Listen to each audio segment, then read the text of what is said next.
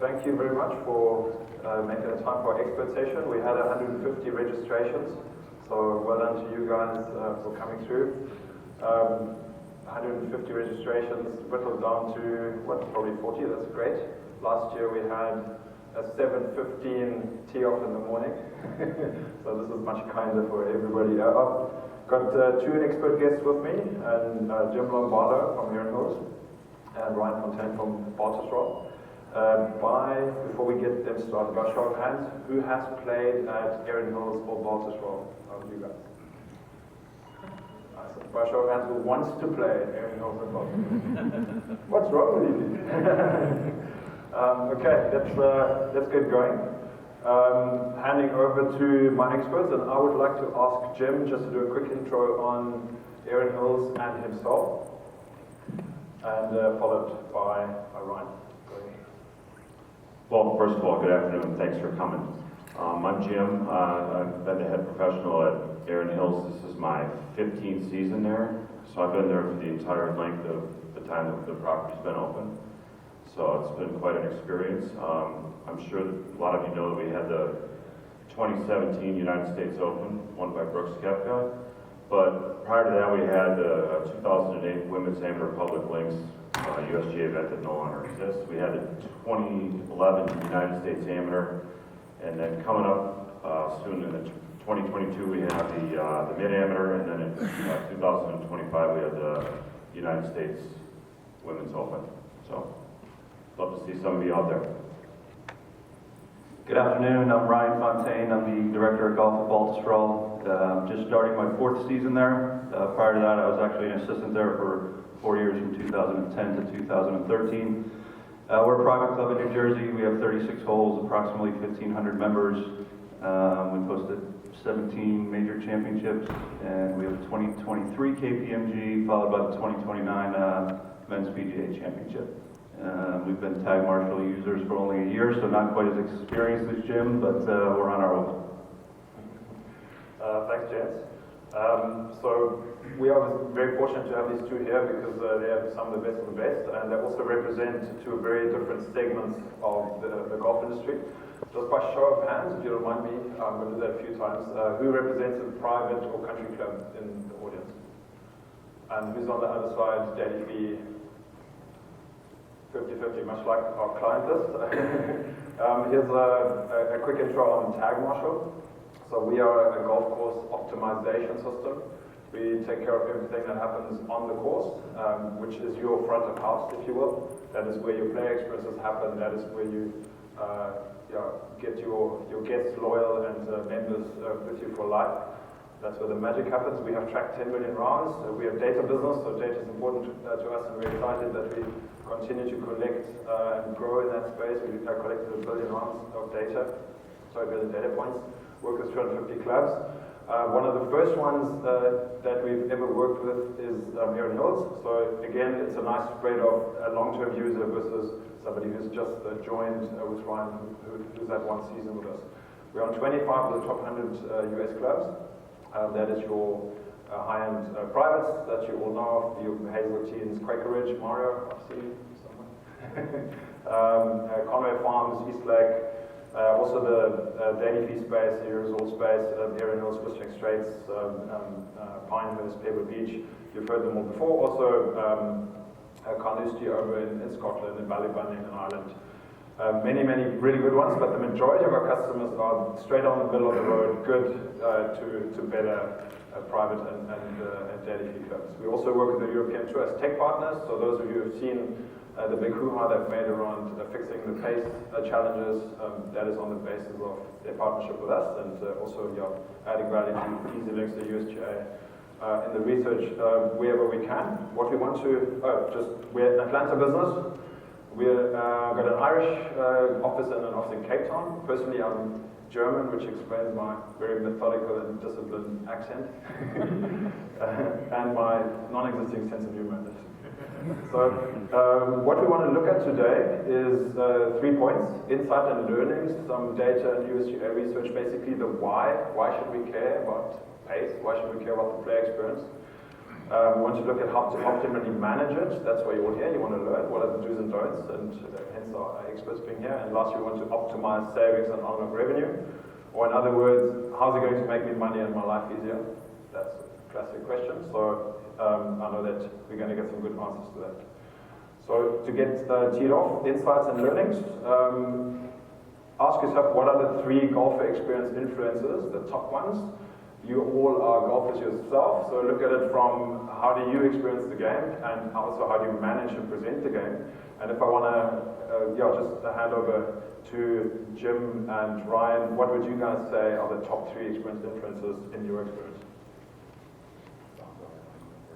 Yeah, I think you could probably pick any of those 5, and they're a priority for us. Certainly conditioning, basic play has always been an issue.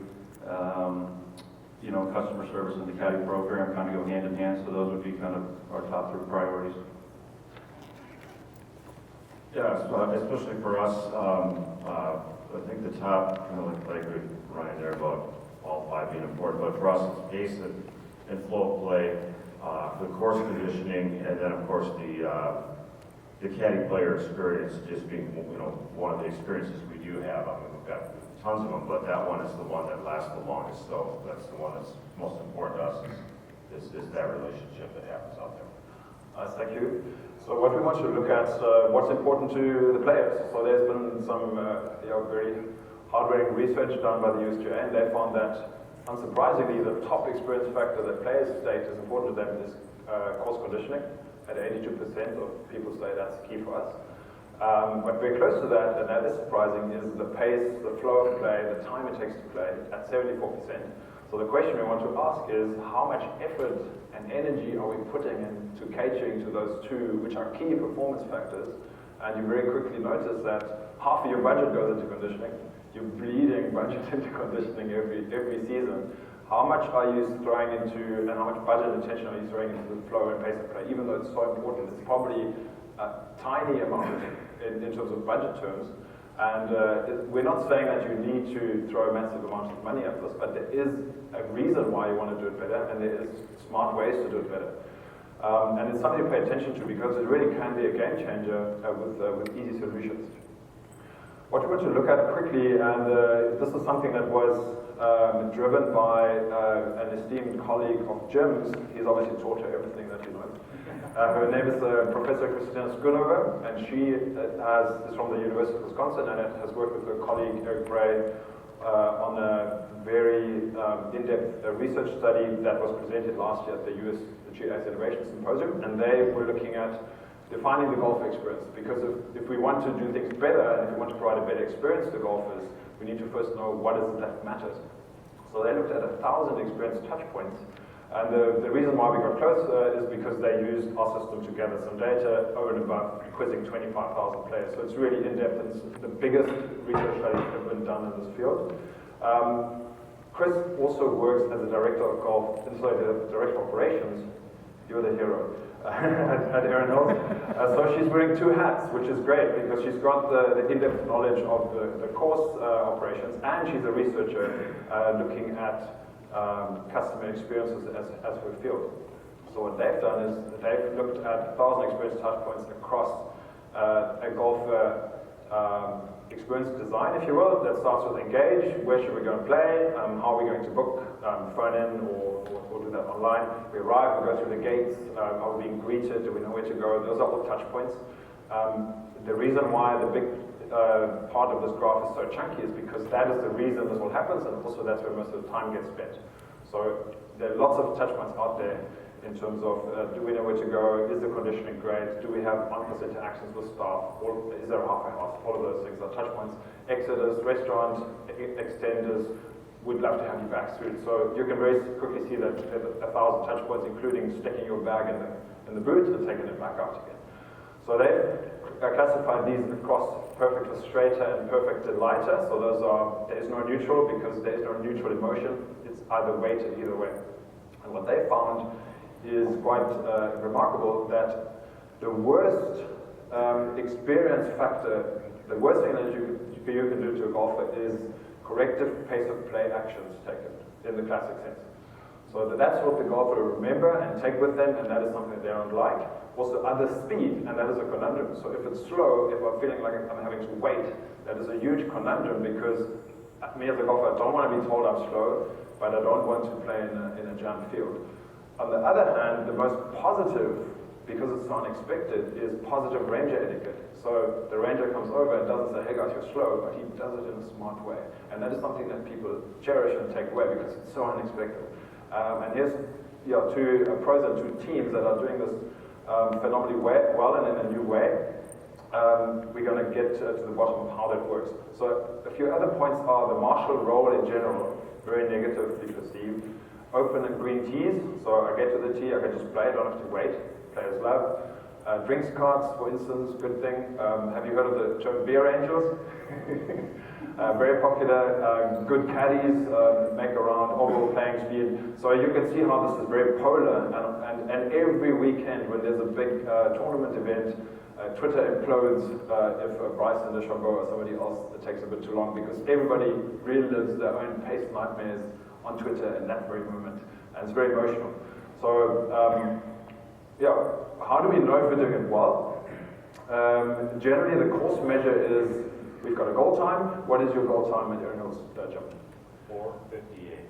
That sounds horrendously long, but it isn't because the best 4 hours and 58 minutes that you're going to spend all year because Erin Hills is a phenomenal course. Why does it take so long to play Erin Hills? Well, we kind of did some measuring, and then, we have about 40 minutes of walking between greens to tees, more than you would have at any parkland golf course. So really, it's really about 4:20. But it elapsed time, it just takes that long because of some of the walks that are a couple, 2-3 minutes to get to some of the other holes. And your course, Ryan, you've got 2 of them, upper and lower. Which one is the famous one? Both, but the lower. Our goal time is about 4 hours and 12 minutes. I think our average round time is actually 3:56. Obviously we're a much older golf course, late 1800s. It was built to walk, so you don't have the distances between holes that Jim has. But we started at 4 hours and 12 minutes. We'll probably make some adjustments going into this year. So there is a goal time generally for any course, and you guys would know what that is. And then the traditional way of measuring how we're doing is to look at the average round time. Now the average has got a problem, it lies to you, because you've got very quick early morning rounds, you've got 2 sims, and they drag down the speed and hide all the bad stuff that happens later in the day. So your average looking good, and say the stats say we're on track. And here's an example, you've got Arizona course that wants to play to 4 hours, the magic number, and they come in 4:06, even though they've pushed through 3,300 rounds, and you would say, hey, well done guys. But the reality is, and that's where data comes into play, is only 27% of that was on pace or faster. So you can really see a lot of it was much faster, and 73% was slow. And if you break that down a bit more, you can see in the big pie chart, that shows you how much of it was within 10 minutes, within 20, within 30, within 40. So there's a lot of red and bad stuff where people have to wait out there, even though our average is looking fine. So that means we have now underserved these players, and they're going to let you know about it, or they've just given up and say, oh gosh, it takes so long, that's the way it is, and another day wasted where I had to wait. So they might not even tell you, and that's probably the worst thing. But what happens is there's some groups out there, if they're not managed, and if you don't manage expectations around it, they might hold up the entire field. So we've now underserved a lot of people, and there's a million reasons why we want to do that better.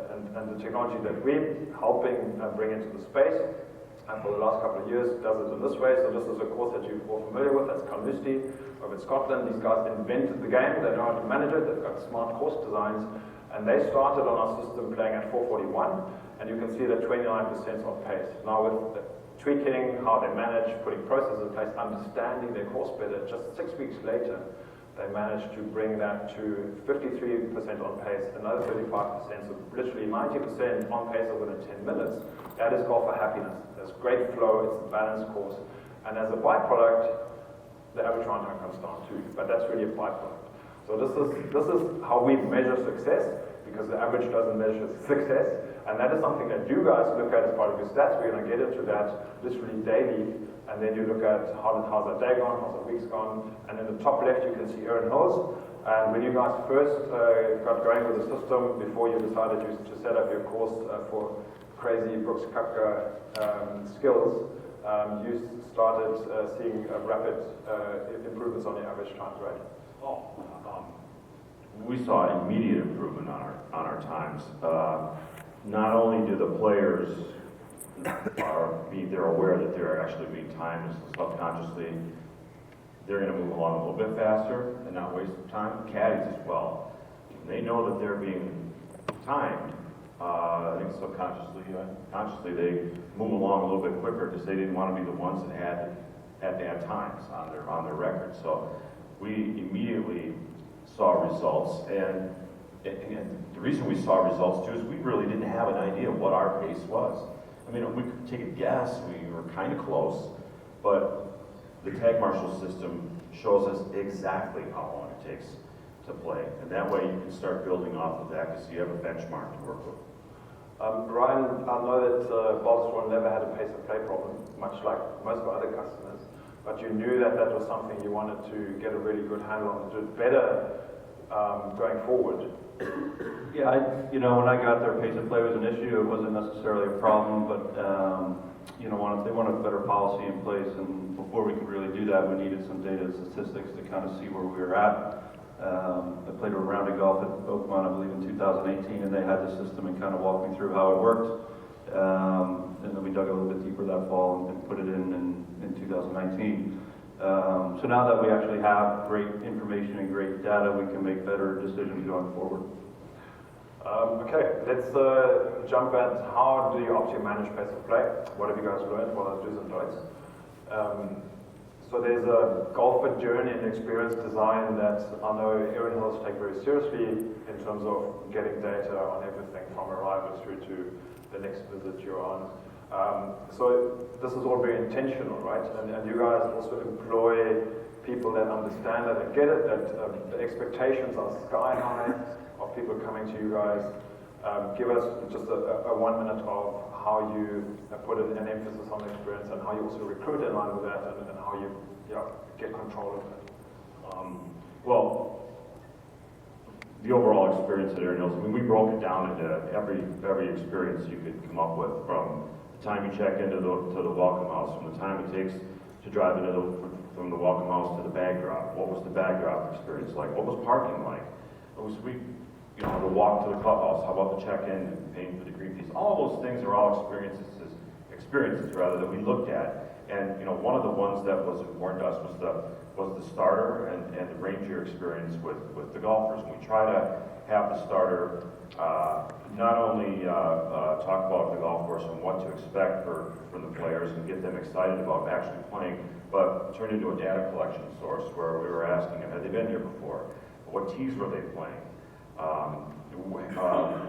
Was it an all-female group or an all-male group, or was it a mixed, together? Or anything we could come up with that we could collect from data, we record, and that's part of what we, use with the Tagmarshal data is this data as well, to, because it's all analytics and data these days. But and then of course the ranger experience, we train our rangers to be to say certain things and to not say certain things. I mean, you're slow, you guys are holding things up, are all things you'd never hear from our people, rather than saying things like, you're a little out of position right now, how can I help you get back into position? So all these, language is big for us as part of the experience, and keeping it positive. We figure, hey, if the ranger is really nice, and if you have one really nice encounter with them before maybe a pace of play correction action is needed from this person, they're more likely to work with you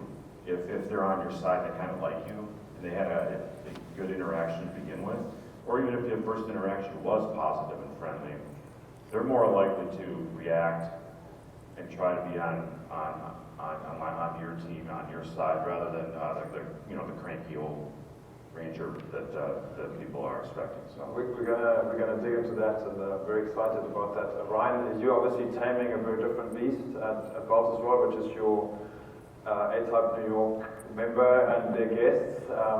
how are you designing your experience? What do you guys stand for, just in a nutshell? Sure, I think Jim and I are probably a little different. He sees, a lot of repeat customers. I see, he probably doesn't see repeat customers. I see the same people quite often. But our members are always bringing guests, so a lot of client customer golf, and the expectation when you come to Baltusrol is you're going to have an incredible golf experience. So the personal touches and the time we spend with each member and their group is super important. A big part of what we did as we kind of started with the Tagmarshal system was just to communicate to the membership what we're doing and why we're doing it. We're not trying to be invasive and keep an eye on your whole round, but we want the experience for everybody that plays that day to be equal. And so that was a big part of our success with Tagmarshal, was just communicating our message and what we're going to use the system for. And very similar to Jim, it's never a confrontational issue on the golf course. It's always a positive kind of conversation, and we're both trying to help each other, and we want play to be faster, and the groups don't want to hold people up either. But it does create a level of awareness, and people become certainly more observant of where they are on the golf course and where groups around them are, since they do know that we're kind of watching throughout the day. Great. So at this point, we want to quickly look at how it works before we dig into some more of the detail as to how to best manage your course, what the do's and don'ts are. So the technology that Tagmarshal provides is an optimization platform, and that's the core, and the technology is the software, but it does have a front end. It does have some hardware that delivers data. So in both Baltusrol and Erin Hills' example, that happens with what we call a classic tag, which is that little tag you see in the bottom corner. Other setups are using what we call a two-way walker. So this is your walking golf space. That's your Kiowa, your East Backs, and so on. Then in the cart space, we install those classic tags, so they're hidden away, and you don't notice them, but obviously that's where you get information from, or we do have a screen system. But to reiterate, we're not a GPS in the traditional sense. Our power and what we're providing is the optimization, the back end, the data analytics. And that is what we give to the course. So what this looks like is something like this. So you guys are empowered with line of sight and actionable data. So if you put data on a course, and you can calculate what the risk groups are and who's out there and who's moving where, including your play assistants, your mowers, including your drinks carts, your beer angels. You can very immediately see if it's calculated or presented in a smart way where the issues are. So the times of the classic ranger or marshal going out there, cruising around looking for problems, and maybe or maybe not finding them, and maybe he's anticipating there is an issue here, he's having your slow conversation that people love to hate, are really gone if you're using the opportunity that is presented with tech. So if you guys are looking at this, which is a slight redesign of Erin Hills, what can you guys see here is happening, and how would your team now work with the groups out there? That is my golf course, but it's inverted. It's just to make it tough for you. Just make it tough for me. Well, clearly there are two groups on this screen that need immediate attention. That's 6 and 17.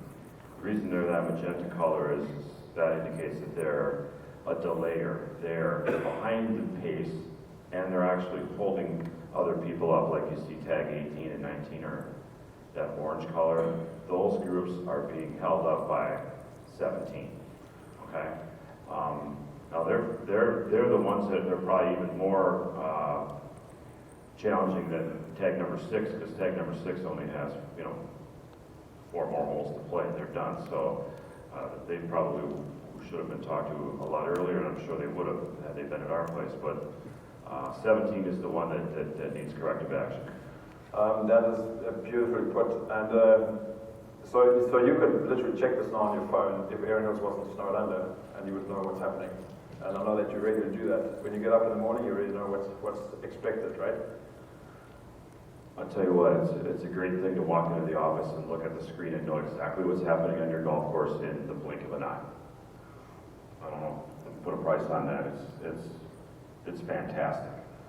So what your team would now do, they might click on this group number 17 and then they get a whole range of information, including where are they, when did they tee off, who is in the group, what T-sheet do you guys use at Baltusrol, right?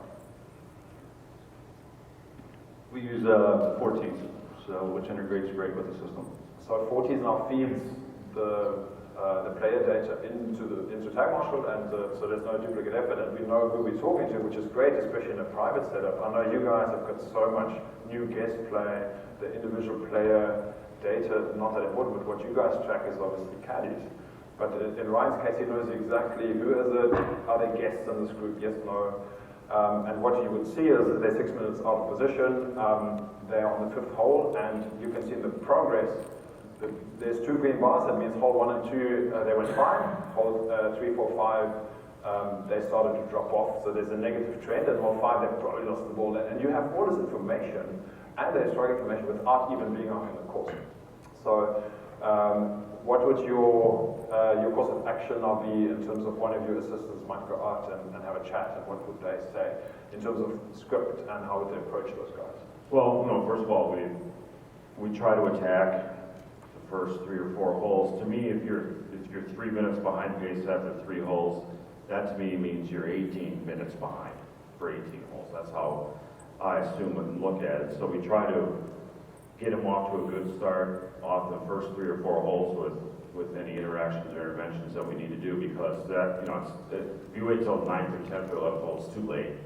It's too late, and you've let it go too far. So we try and get them right away, but things that might be said is we might we'll do hand signals to the caddies without talking to the guests. We'll actually do a hand signal to the caddy, letting them know, okay, you're a few minutes behind. If you can correct it from here on out, everything will be fine. And they'll signal back, meaning with a hand signal going, okay, I got it. Okay, I'll work with them and see what I can do. And then if the caddy hand cannot get the green playing faster, they'll have an SOS signal to us. And to our marshals, and our marshals can go up and quietly ask the caddy, what do you want me to say to these guys? What's the hold up for these guys? And they can say something like, well, they're looking for balls forever. And then we can have that intervention where we try to get them to understand that there's an entire field out there, and they're out of position and causing some of the groups behind them to have to wait a little bit. We're wondering if there was a way for you to help us out and see if you can play the next 2 or 3 holes, 1 minute faster than normal. You don't have to rush, and we'll come back in 2 or 3 holes and check on your progress. And usually that works. They understand.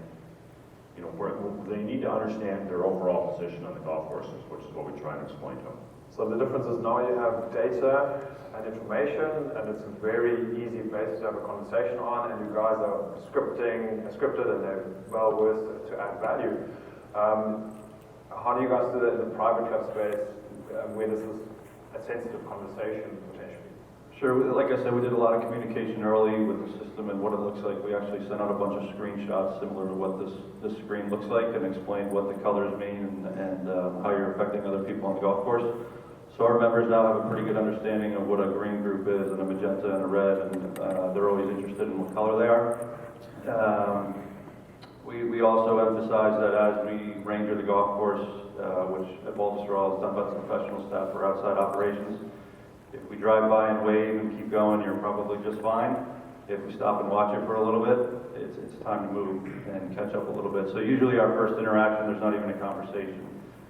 We have a member in every group, so we have the benefit of the members learning the system as we've used it. So usually if there is a conversation, it means, we've been by you, we've watched it for a few holes, and you still haven't caught up. And at that point, sometimes it's just helping the poor caddies. We stay out there and look for golf balls, or we have some halfway houses, so occasionally groups like to hang at the halfway houses, so we'll take their orders ahead of time so that they're ready to go. But very unconfrontational. We just want people to have a great time, and like I said, we have the benefit of the members knowing the system pretty well. So that shows you how important it is to set expectations and communicate. If we want to quickly summarize some of the don'ts and do's, and we found a really beautiful Marshall photo which was taken at a golf course in Jacksonville.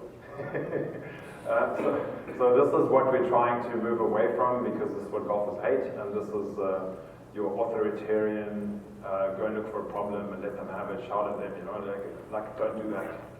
Don't do that to people. So in your experience, just a quick summary, so for our audience here too, some takeaways. Well, I've talked a lot about the don'ts already with negative attitude and the things not to say, like you're slow or you need to pick it up or you're behind. We talked about all those things. But as far as going back to the do's, aside from the fact about trying to keep every approach to be positive, communication with the field of golf out there is very important. If there's a group like the one we looked at earlier that was out of position, we've tried to work with them. We always circle back to the group and talk to all the groups that are being delayed by them and tell them exactly what it is we're doing. The group in front of you is a little out of position. They're not very good golfers, sir. We're trying to work with them on selecting the right set of tees. But we are trying to engage with them, and we're doing our best. And I'll come back and talk to you in a few holes and see if they've improved at all. You want to diffuse these people, and just the fact that they know that you're trying to do something is more than half the battle out on the golf course. And we'll go back and talk to the 4 or 5 groups behind them, just let them know that there's something going on. Even if we can't fix it, sometimes we can't. They'll still think you know what you're doing, and you're trying to do something, and they're diffused. So that's a big do for us, aside from all the other stuff we've talked about. Ryan, one of the things that I think is very interesting is that you guys don't have on-course assistant in that sense, but you use your pro shop staff. Yeah, we don't have technical rangers out on the golf course. Before Tagmarshal, I'd actually schedule some of my assistants or the outside operations staff to ranger the golf course. However, at our place, if you're going to go ranger by yourself and you have to drive 36 holes, by the time you find the problem, it can be 6, 7 holes into the round of golf. So this has completely changed the way we do it, and we've been able to reallocate staff to spend some additional time with members at the range or on the putting green, and have some more face-to-face interaction. But overall for us, it's just like Jim, you keep everything positive, you try and help the groups as much as you can, and certainly talking to the groups behind the slow group is helpful, because quite often you'll get the problem group to hurry up, and then the group behind them is kind of comfortable at the speed and they fall behind. So just the fact that you're out there and you're visible and your staff's kind of managing the issue goes a long, long way. So one of the things that's important to start considering is that your front of house at a golf course is not your clubhouse and it's not your pro shop, it is your golf course out there. And in the service industry, you would have a front of house, back of house distinction. Back of house is the cleaners, the dishwasher, that sort of thing.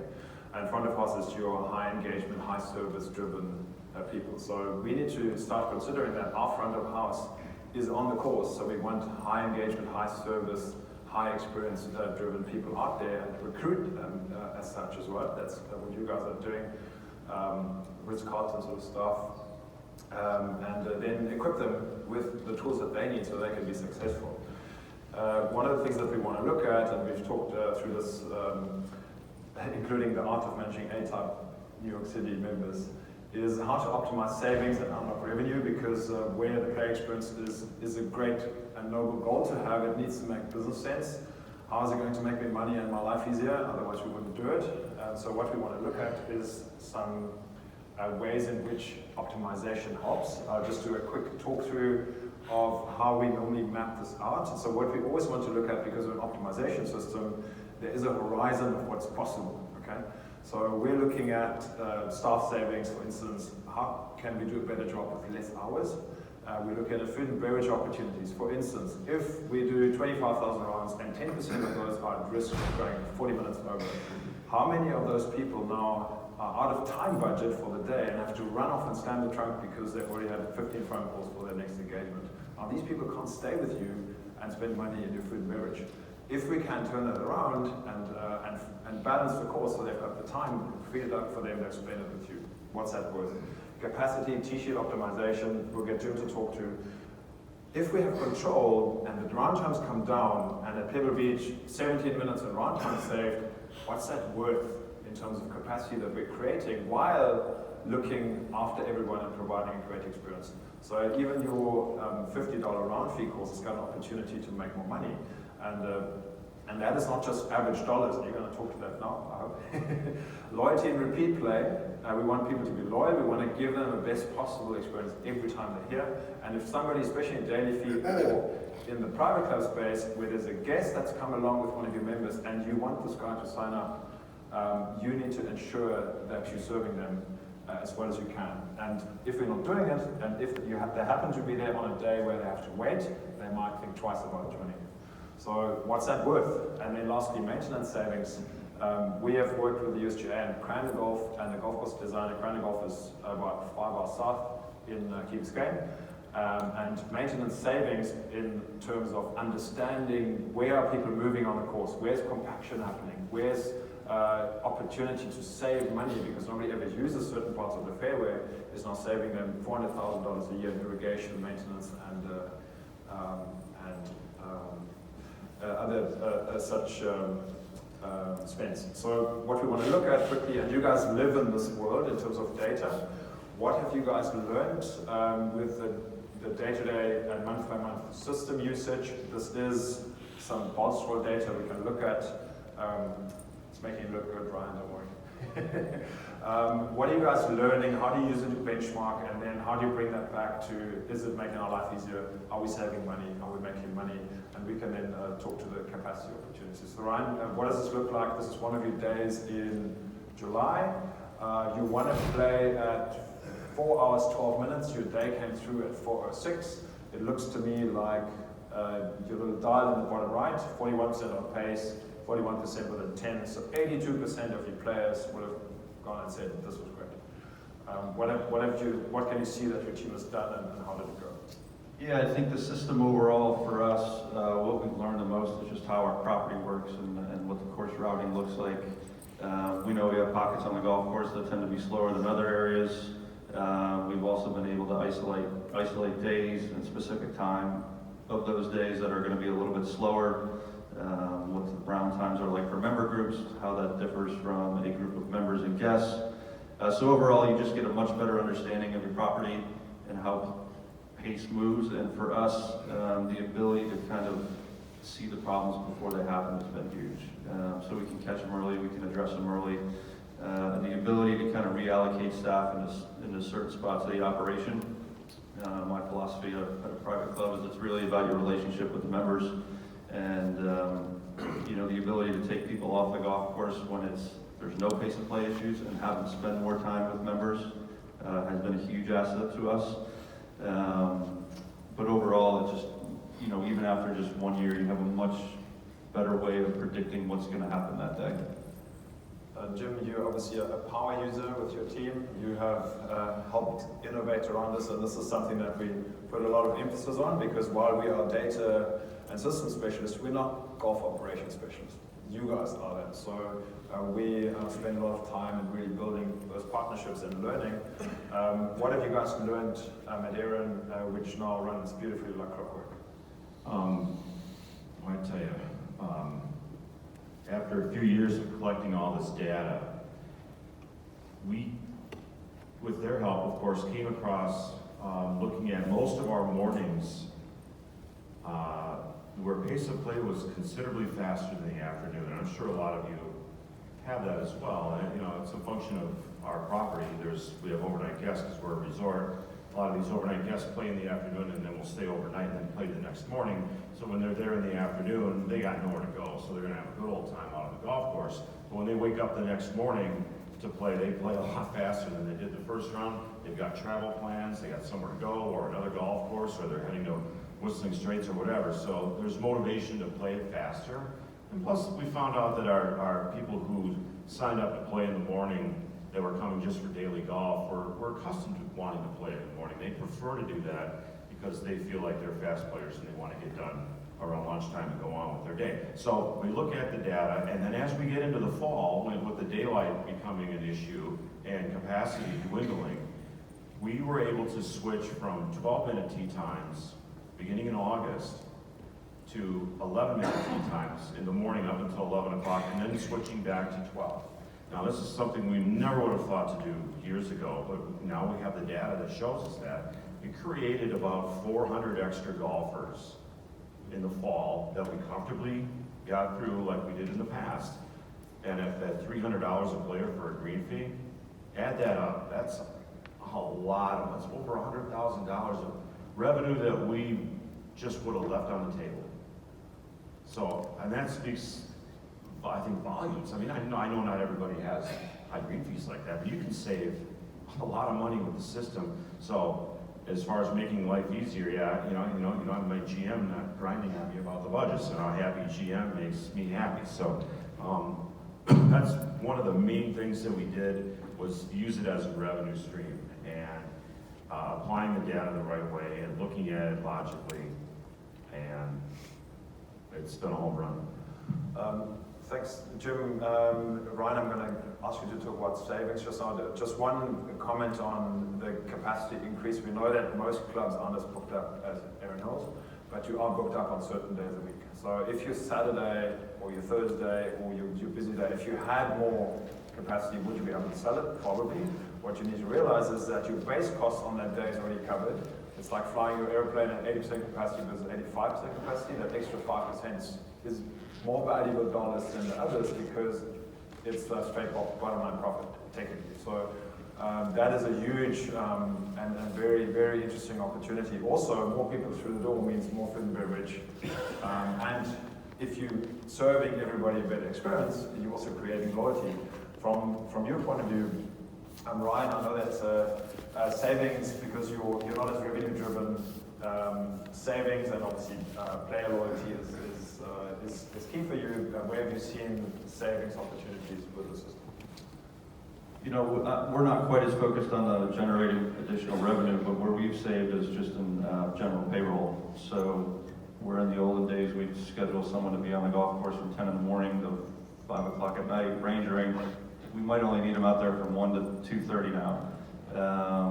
And then, you know, that comes from my staff or the outside operations. So, you know, I'm not as concerned with the revenue portion of it, but I'm more driven by the experience that members and guests are going to have, and then the extra time my staff can spend with people, whether that's playing golf or teaching. It doesn't really matter to me as long as they're having some face time with the membership. But we've been able to increase that face time without adding any cost because we know when we need to be on the golf course, and we're not, you know, wasting our time up there on days there's no issue. So Baltusrol probably got a waiting list from New Jersey to Manhattan. Not every private club is that fortunate, and there's a lot of competition.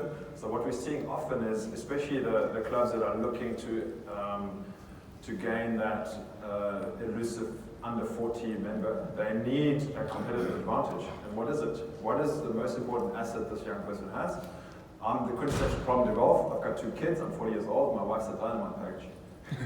So for me to go, I want to play, and it's only 7 hours, is tough. Okay, so if I know that I can play somewhere and I've guaranteed experience, 4 hours, 4, 10, whatever it is, and there's consistency around this, that is something that I will consider over the lottery, which, oh, what if it's 5 hours, 5.5, then I can't stay and have a beer with my mates. So a lot of private clubs using this as a competitive advantage, and I know that the Wisconsin club down in Milwaukee, which is a colleague of yours, they have gained members just through the ability of saying, where it used to be a lottery, we know, we're now doing this better, and we're investing in your experience, we value your time. To them, a member's worth $12,000 a year, they've gained 12 more, just on the basis of being known for that. We are now a four-round course. Absolutely. For those of you in the daily fee or resort category, in my mind, we have a capacity each day, and then there's a realistic capacity. I think I try to define where that threshold is of players returning or not, you know, worrying to cross that line. I would much rather tee off 120 golfers comfortably and get them all around with a great experience. And I'm confident that all 120 are going to come back at some point. Or do I go for, I'm going to jam 160 players out there today because I can, because I can capacity, I can make it happen that way, but it could be slow. There could be a lot of holdups, even with the system working hard. And now you have more than half of those people that say, yeah, you know, but it was okay for one time, but it was slow and I'm not gonna come back. So that's important to us, and I think you should define what your capacity is and your realistic capacity and where you think that threshold is that you're kind of pushing the boundaries to subtracting from your return visitors. I think what you're also saying is you're earning the right for a higher green fee, right? By providing the best possible experience. Just to quickly move back to the system, Ryan, this is what we call a track map. We picked some PGA members because obviously they're all in pace always. These guys flew through Baltusrol low end 351. How do you guys use this information for the odds-sensitive conversation, and how do you also use information to report to your committee around who are sensitive members and who's not handling their guests well? Sure, we use the screen quite a bit. Actually, you know, it's nice to be able to watch how somebody moved around the golf course, and you know, what color the beacon kind of changed as they went through the day. So quite often we can, you know, this map really shows us where the slowest parts of our golf course are, which are 7 through 11, tough stretch of holes with the halfway house in between. So that we just know that's an area we can focus a lot of our attention on when we're out there.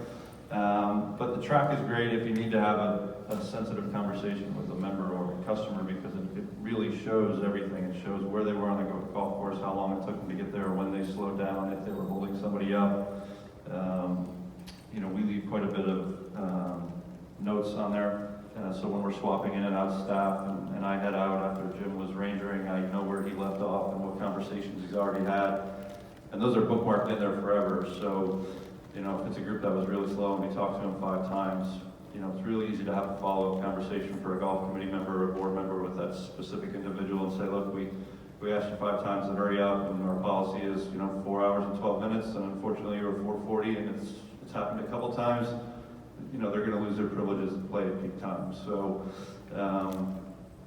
the system's great for being able to have an objective conversation with a member and have some actual facts in front of you, and they're not really disputable.